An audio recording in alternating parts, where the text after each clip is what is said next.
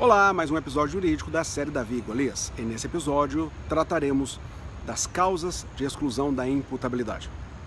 Ao estudarmos a culpabilidade em seu atual estágio, que é justificada pela teoria normativa pura, verificamos que a culpabilidade tem como requisitos imputabilidade, potencial consciência da ilicitude e exigibilidade de conduta diversa. O Código Penal não apresenta um conceito de imputabilidade, mas é possível chegar a ele exatamente pelas suas causas de exclusão. Pode-se concluir, portanto, que imputabilidade é igual a capacidade. Capacidade de entender o caráter ilícito da conduta e de se determinar de acordo com esse entendimento. Capacidade, portanto, de entendimento e capacidade de autodeterminação. Existem algumas hipóteses em que essa capacidade, tanto de entendimento quanto de autodeterminação, ficam comprometidas. O Código Penal apresenta 3 dessas hipóteses. A primeira delas é encontrada no artigo 26, onde nós destacamos as incapacidades psíquicas. Ali, como espécies, o Código Penal apresenta doença mental, desenvolvimento mental incompleto ou retardado. Para aferir essas situações, o Código de Processo Penal, no seu artigo 149, apresenta uma via incidental, incidente de insanidade mental. Esse exame pode ser feito em qualquer fase da persecução penal, na fase do inquérito, por representação do delegado, ou mesmo a requerimento dos familiares, do advogado, do Ministério Público, e também na fase judicial, a requerimento de todas essas pessoas, à exceção do delegado que já está para trás. E também podemos fazer na fase da execução da pena. Quem determina a instauração desse incidente é o juiz. Esse exame pode ser feito por internação e também pode ser ambulatorial. A partir da conclusão dos peritos, nós temos algumas consequências penais. Se os experts considerarem que não há qualquer incapacidade, nós, portanto, já provamos a existência de um fato típico ilícito e agora culpável, porque o sujeito é imputável, a consequência penal é a condenação. Agora, se o perito constatar que o sujeito é inimputável, e para isso basta uma das incapacidades e não a cumulatividade das duas. Se ele era incapaz de entender ou incapaz de se determinar, qualquer uma das duas gera a inimputabilidade. E gerando a inimputabilidade, ele é isento de pena. Temos aí, portanto, uma absolvição, mas o juiz poderá aplicar uma medida de segurança. E é por isso que nós dissemos que essa absolvição é imprópria, absolvição imprópria.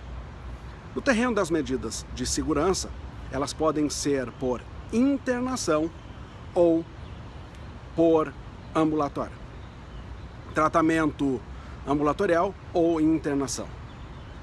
O Código Penal revela, lá nos seus artigos 97 e 98, 97 especificamente, um prazo mínimo de internação. Aquele prazo, na verdade, é para a realização do novo exame, de 1 a 3 anos. Então sabemos que num período de 1 mínimo e máximo em 3 anos, nós vamos realizar um novo exame para verificar como estão as condições mentais do agente. No que diz respeito ao prazo máximo, aí nós não temos uma previsão legal, porque o Código fala por prazo indeterminado. Essa é uma das correntes, portanto, encampada pelo próprio Código. Por se tratar de uma questão de periculosidade e não de culpabilidade, então o prazo seria indeterminado. Existe uma segunda corrente que diz: uma medida de segurança é tão sanção penal quanto é crime. Se ambos são espécies do gênero sanção penal, devem ter o mesmo parâmetro: 30 anos para os crimes e 5 anos para as contravenções penais. Tá aí a segunda corrente, que diz que tem que ser o mesmo parâmetro para as penas, mesmo parâmetro das penas. Existe uma terceira corrente que entende que o juiz deveria concretizar a pena, calcular a pena, e o prazo máximo de pena que ele deveria ter seria o prazo máximo de internação. E uma quarta corrente diz que o prazo máximo de internação será da pena cominada em abstrato para o tipo penal. E essa é a posição do STJ através de súmula. Agora, se o juiz constatar pelo exame pericial que o sujeito é semi-imputável, a imposição de pena ou de medida de segurança depende da existência ou não de periculosidade. Se esse sujeito for um semi-imputável perigoso, o juiz vai aplicar a ele uma medida de segurança. Agora, se ele for um semi-imputável não perigoso, o juiz vai impor a ele uma pena reduzida, como determina o 26, parágrafo único. Esse sistema de imposição de uma pena ou de uma medida de segurança, conforme seja ou não perigoso, é chamado sistema monista, sistema unitário, sistema vicariante, adotado pelo Código Penal a partir da reforma de 1984, em sua parte geral. Porque antes não era assim. Antes, se o agente fosse constatado semi-imputável, ele recebia pena reduzida e medida de segurança. Hoje recebe uma coisa só, por isso chamado de unitário ou monista. A segunda causa de exclusão da imputabilidade, ou seja, de inimputabilidade, é a menoridade. Menoridade, que está prevista no 27 do Código Penal e tem assento constitucional, lá no 228. Atualmente, o menor de idade é aquele que tem menos de 18 anos. Muito se discute sobre o rebaixamento da maioridade penal. A verdade é que o Brasil já experimentou outras idades. Portugueses e espanhóis, quando aqui desembarcaram, chegaram com menoridade aos 17 anos. Depois evoluímos para 14, depois para 14 ou 9 anos se o sujeito tivesse discernimento. Essa era a menoridade do Código Penal Republicano de 1890, 14 ou 9 se tivesse discernimento. Aí nós tivemos um evento no Brasil que ficou conhecido como o caso do menino Bernardo, um engraxate.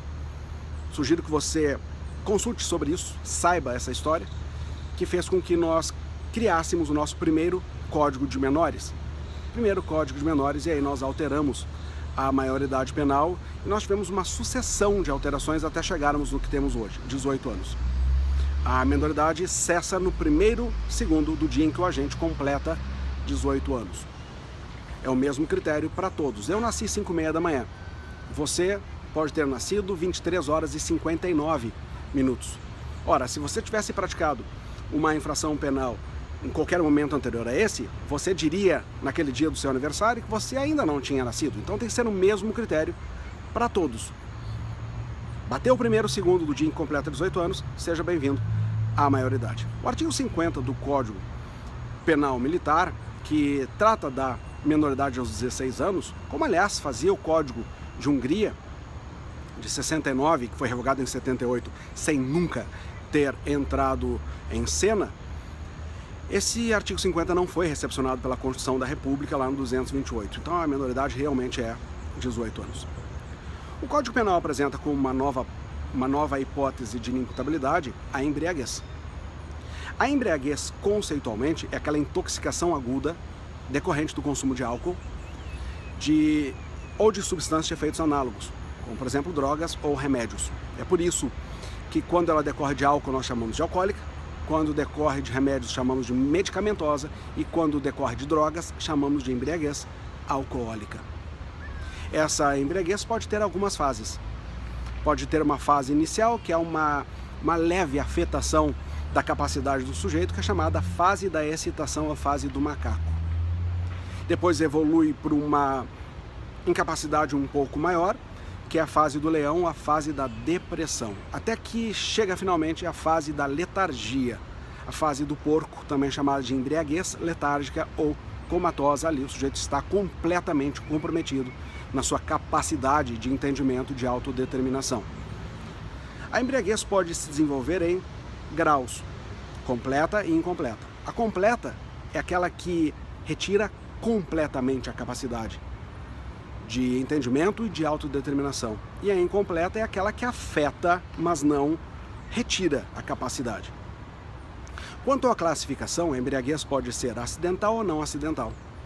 A acidental pode ser chamada também de involuntária, que pode decorrer de caso fortuito ou de força maior. Caso fortuito, um Boa Noite Cinderela, por exemplo, ou a pessoa consome a substância sem saber dos efeitos daquela substância no seu organismo. E força maior, nós podemos ter uma coação física ou uma coação moral. Temos aqui que não foi culpa dele, foi involuntária, foi acidental. E do outro lado, nós temos uma não acidental e por isso chamada de voluntária. E ela pode ser dividida em voluntária em sentido estrito, se embriagou porque quis, e nós podemos fazer isso. Vivemos em um país laico, é a secularização do Estado brasileiro. A embriaguez pode ser culposa, o sujeito não queria se embriagar, mas se excedeu no consumo da substância, ou podemos ter uma embriaguez pré-ordenada. Na pré-ordenada ele realmente se embriaga com a finalidade de se colocar em estado de embriaguez e nesse estado vir a praticar o crime. O Código Penal, no seu artigo 28, parágrafo 1º, diz que é isento de pena quando o agente, por embriaguez acidental completa decorrente de caso fortuito ou força maior, é inteiramente incapaz de entender o caráter ilícito de sua conduta ou de se determinar de acordo com esse entendimento. Então, a embriaguez acidental completa, aquela que decorre de caso fortuito ou força maior, é uma causa de exclusão da imputabilidade e, como consequência, gera isenção de pena. Agora, se nós tivermos, diante dessa mesma embriaguez acidental, decorrente de caso fortuito ou força maior, incompleta, ele não vai ter isenção de responsabilidade, sim redução da pena. Lembrando apenas que todas aquelas do bloco não acidental são puníveis. Não terá isenção de responsabilidade penal quando o sujeito se embriagou porque quis ou porque a embriaguez decorreu de culpa. Nem mais, haverá agravamento da pena quando a embriaguez foi com o fito de praticar o crime. A embriaguez pré-ordenada é uma agravante, aliás. O Código Penal, portanto, encerra aí as suas causas de exclusão da imputabilidade. Imputabilidade por incapacidades psíquicas, imputabilidade por menoridade, imputabilidade por embriaguez acidental decorrente de caso fortuito ou força maior. Fora do Código Penal, nós vamos encontrar mais uma, que é a dependência da droga ou a influência decorrente de caso fortuito ou força maior. O artigo 45 da Lei de Drogas revela que é isento de pena o agente que por dependência ou por influência decorrente de caso fortuito ou força maior era ao tempo da ação ou omissão, independentemente do crime praticado, inteiramente incapaz de entender o caráter ilícito da conduta ou de se determinar de acordo com esse entendimento. Perceba que, então, fora do Código Penal, existe mais essa inimputabilidade. E o 46 diz que se essa dependência ou influência reduzir a capacidade de discernimento, nós não vamos ter isenção de responsabilidade, e sim redução da pena. Para fechar, quanto aos critérios de definição da imputabilidade, nós vamos encontrar 3 critérios. Um critério biológico, que trata exclusivamente do desenvolvimento biológico do sujeito. O único que nós adotamos é a menoridade. Não interessa se ele menor de 17, de 18 não sabe o que faz, basta ser menor de 18. E nós vamos ter um critério biopsicológico para todas as outras hipóteses, em que nós investigamos na biologia a causa, doença mental, desenvolvimento mental incompleto, retardado, embriaguez, dependência de drogas, e na psicologia o efeito, que ele era inteiramente incapaz de entender o caráter ilícito da sua conduta. Estão aí, portanto, as causas de exclusão da imputabilidade. Se você gostou desse conteúdo e quer assistir a outros, assine meu canal no YouTube e também pode consumir em podcast. Quer descobrir como faz? Entra no meu site, daviandrea.com.br, e na aba Convidados, além de encontrar todos os episódios, eu lhe digo como você faz para ter acesso somente ao áudio diretamente no seu celular. Um grande abraço, até o próximo episódio.